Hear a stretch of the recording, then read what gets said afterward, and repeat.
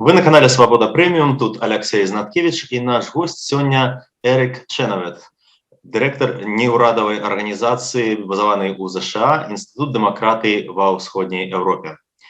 Мистер Ченовет, спадар Ченовет, шчыра дзякую, што знайшлі час для гэтага інтэрв'ю. Дзякуй за запрашэнне. Ваша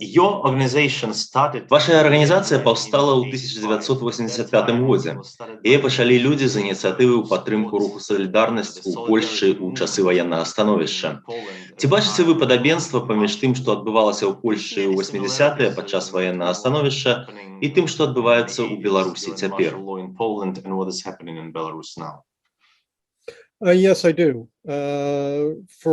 Так, бачу. Па-першае, я думаю, што беларускі дэмакратычны рух у 2020-2021 годах паўстаў як адзін з найлепшых арганізаваных і масавых нацыянальных рухаў за свабоду.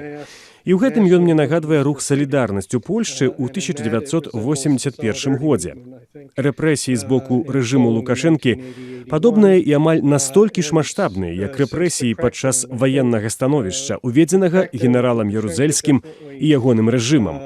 Таму так, я бачу некаторае падабенства. А як вы бачыце галоўныя адрозненні паміж тым, што тады адбывалася ў Польшчы і цяпер адбываецца ў Беларусі? Думаю, тут ёсць дзве рэчы. Першае – гэта тое, што ўзровень арганізацыі руху «Салідарнасць» у 1981 годзе быў адным з найвышэйшых за ўсю гісторыю ў камуністычных краінах ці посткамуністычных краінах, ці нават агулам у любой дыктатуры. Калі пачаліся рэпрэсіі падчас ваеннага становішча, за першы тыдзень затрымалі 10 000 чалавек і трымалі ў лагерах для інтэрнаваных. За першыя 3 месяцы затрымалі 100 000 чалавек і супраць іх было шмат адміністрацыйных пакаранняў і іншых карных дзеянняў. Была вельмі арганізаваная і рашучая спроба раздушыць «Салідарнасць», але ў «Салідарнасці» было 10 мільёнаў чалавек і вельмі добра арганізаваная структура, падрыхтаваная да ваеннага становішча. Таму было шмат людзей, якія працягнулі падпольную арганізацыю. Другая розніца, на маю думку, у тым, што ўзровень тэхналогіі сёння робіць вельмі складаным для людзей падпольна арганізоўвацца такім чынам. Узровень назірання і кантролю з боку беларускіх уладаў за людзьмі, якія спрабуюць нешта арганізаваць, нават вышэйшы, чым было ў Польшчы.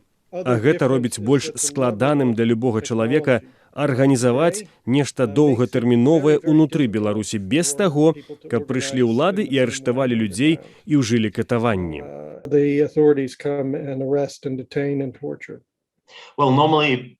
Прынамсі, большасць назіральнікаў, якія аптымістычна ставяцца да тэхналогій, звычайна глядзяць на гэта з іншага боку.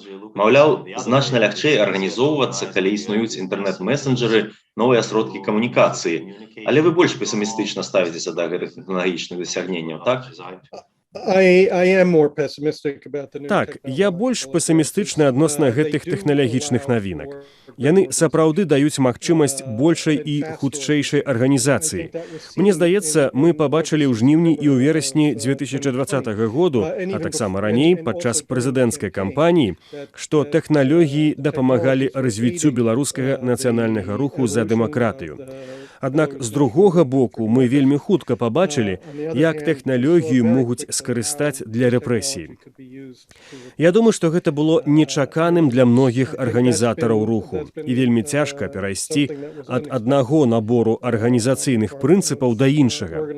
Я не думаю, што цяпер можна стварыць такое арганізаванае падполле, якое існавала ў Польшчы ў 1980-е гады. I don't think it's possible to do a similar type of organized underground as existed in Poland in the 1980s. Вы некалі наведвалі Беларусь і пасля таго крытычна выказваліся наконт падыходаў заходніх палітыкаў да Беларусі. Ці маглі бы патлумачыць вашу крытыку таго часу? Yes, I think from the beginning of Lukashenko's dictatorship, I mean, we were rather disappointed with the Western response. Так, мне здаецца, што ад самага пачатку дыктатуры Лукашэнкі мы былі расчараваныя заходняй рэакцыяй. Тым, што не было скаардынаваных намаганняў падтрымаць дэмакратычны рух таго часу, а гэты рух быў даволі моцным. Людзі забываюць, што існаваў Беларускі народны фронт, які мабілізаваў падобны нацыянальны рух за незалежнасць у канцы 80-х і на пачатку 90-х. І калі Лукашенка пачаў супраць яго рэпрэсіі, мы выступалі за тое, каб Захад рабіў нашмат мацнейшыя крокі і нашмат больш арганізаваныя намаганні, каб падтрымаць дэмакратычны рух адразу, каб дыктатура Лукашэнкі не магла замацавацца. Заходнія арганізацыі ў падтрымку дэмакратыі, на маю думку, былі вельмі наіўнымі ў тым, як яны да гэтага падыходзілі.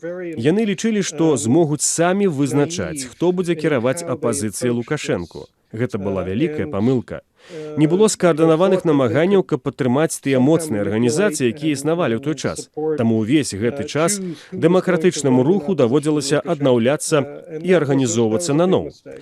Ад часу абрання Лукашэнкі ў Захаду не існавала сапраўднай палітычнай лініі, якая абгрунтавалася на тым, што Беларусь павінна быць свабоднай, і не было палітычных рашэнняў, скіраваных на тое, каб Беларусь была свабоднай.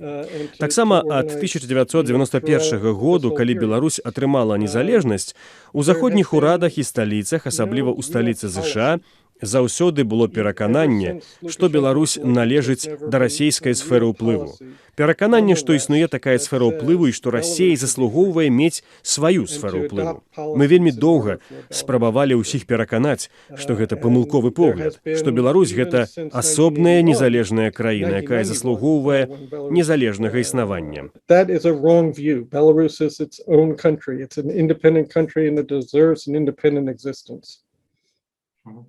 Як вы ацэньваеце цяперашнюю палітыку адміністрацыі Байдена і што вы думаеце пра санкцыі, уведзеныя ЗША 9 жніўня?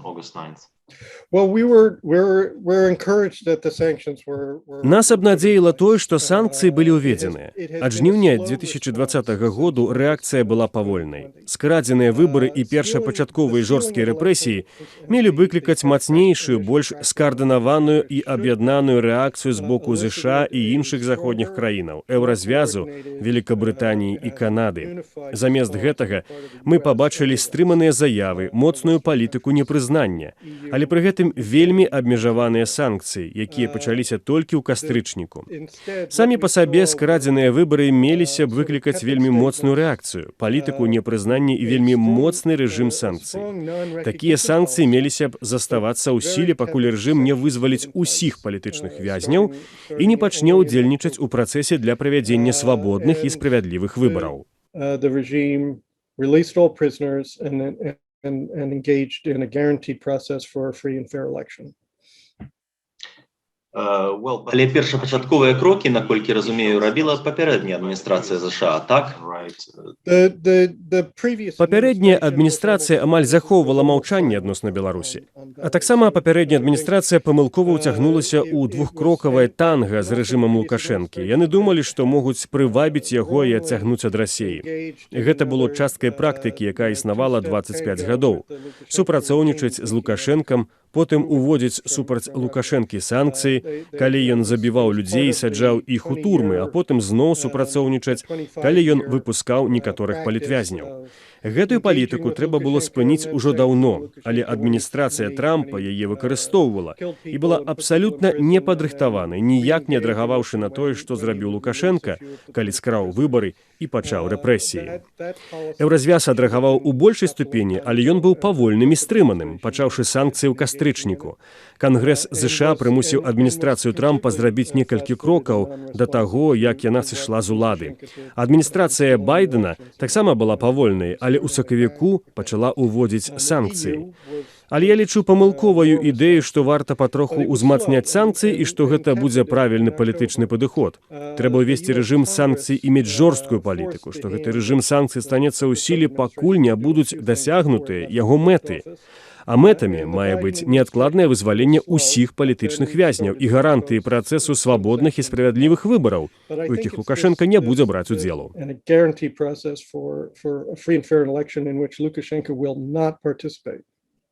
Даволі доўгі час існавала меркаванне сярод заходніх аналітыкаў і палітыкаў, што жорсткія санкцыі могуць падштурхнуць Беларусь у рукі Расіі. Вы, верагодна, не падзяляеце такое меркаванне, так? That's correct. I don't share this. Гэта праўда. Я не падзяляю такога меркавання. Лукашенка заўсёды быў у руках Расіі. Таму Лукашенка не гарант беларускага суверэнітэту. На маю думку, гэта памылка, якую зрабілі заходнія дзяржавы ад самага пачатку. Яны лічылі, што могуць неяк супрацоўнічаць з Лукашэнкам як з гарантам беларускага суверэнітэту. Ён такім ніколі не быў. Ягоная ўлада заўсёды залежала ад расійскай падтрымкі і залежыць ад яе сёння. Лукашенка не быў бы ва ўладзе сёння без падтрымкі з боку Пуціна і з боку Расіі. Таму заходняя палітыка павінна тычыцца не толькі Беларусі, але і таго, каб сваю цану заплаціў расійскі рэжым. Каб ён нарэшце спыніў падпіраць Лукашэнку і дазволіў беларусам самім вызначаць сваю будучыню. And allowing for Belarusians to determine their future. Расія сапраўды галоўны заступнік рэжыму ў Беларусі.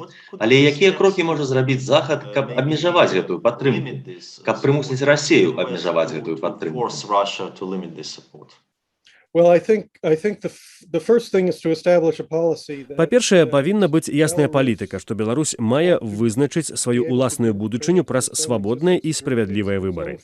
Трэба накласці санкцыі на тых, хто аказвае дапамогу рэжыму, як унутры Беларусі, гэтак і звонку з боку Расіі. Гэтыя санкцыі павінны быць скіраваныя такім чынам, каб для Расіі былі вельмі канкрэтныя выдаткі. Выдаткі за тое, што яны захоўваюць Лукашэнку ва ўладзе, падтрымліваюць ягоны рэжым і хочуць вызначаць будучыню Беларусі.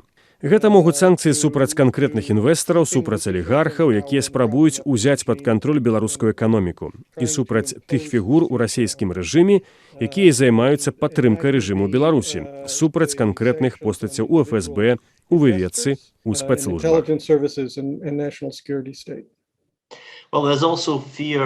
Існуюць страхі, што санкцыі могуць падарваць эканоміку, і пры гэтым рэжым застанецца ва ўладзе. Нешта падобнае здарылася з Кубай. Шмат дзесяцігоддзяў супраць Кубы былі жорсткія санкцыі.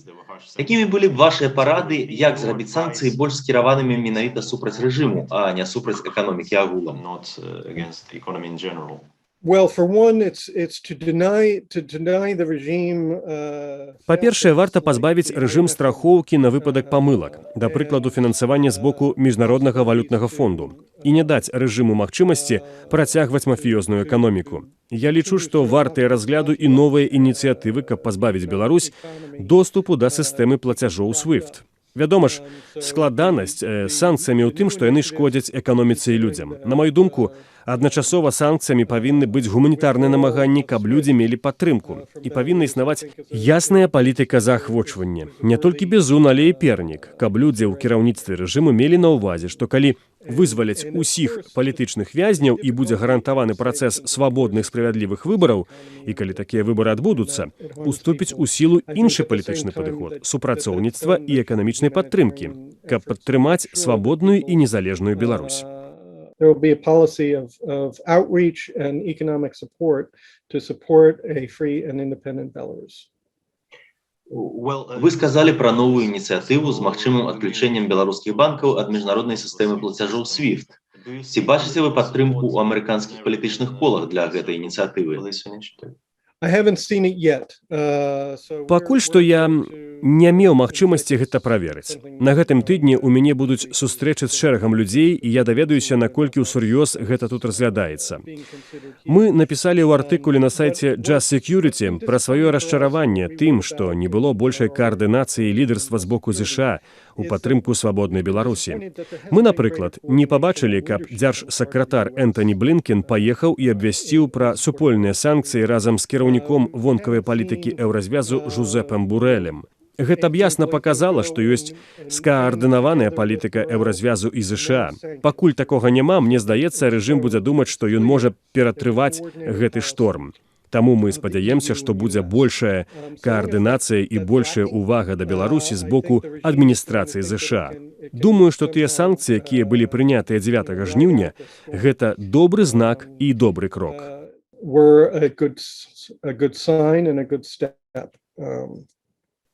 Маё апошняе пытанне, ці лічыце вы, што цяперашнія падзеі ў Афганістане паўплываюць на палітыку ЗША адносна Беларусі? Магчыма, проста адцягнуўшы на сябе шмат увагі ці нейкім іншым нечаканым чынам? I think, unfortunately, Я думаю, што гэта, на жаль, відавочна забірае ўвагу. Гэта адназначна, і я думаю, што гэта паказала, з якімі складанасцямі сутыкаецца адміністрацыя Байдена пасля свайго прыходу ва ўладу.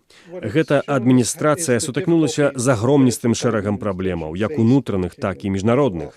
Адміністрацыя Байдена адчувала, што ім трэба неяк развязваць гэтую сітуацыю. Я не буду каментаваць, ці зрабілі яны правільнае рашэнне ці не, але відавочна, што ў выніку такіх рашэнняў будуць яшчэ і далейшыя наступствы. are going to have repercussions. Шчыра дзякую вам. Дзякуй вам. Я нагадаю, з намі на сувязі быў Эрік Чэнавет, дырэктар Інстытуту дэмакратыі ва ўсходняй Еўропе. Гэта амерыканская няўрадавая арганізацыя, яна была створаная ў 1985 годзе і найперш дапамагала руху «Салідарнасць» у Польшчы. Заставайцеся са свабодай, вы можете падпісацца на наш канал, калі ласка, націсніце званочак пад гэтым відэа.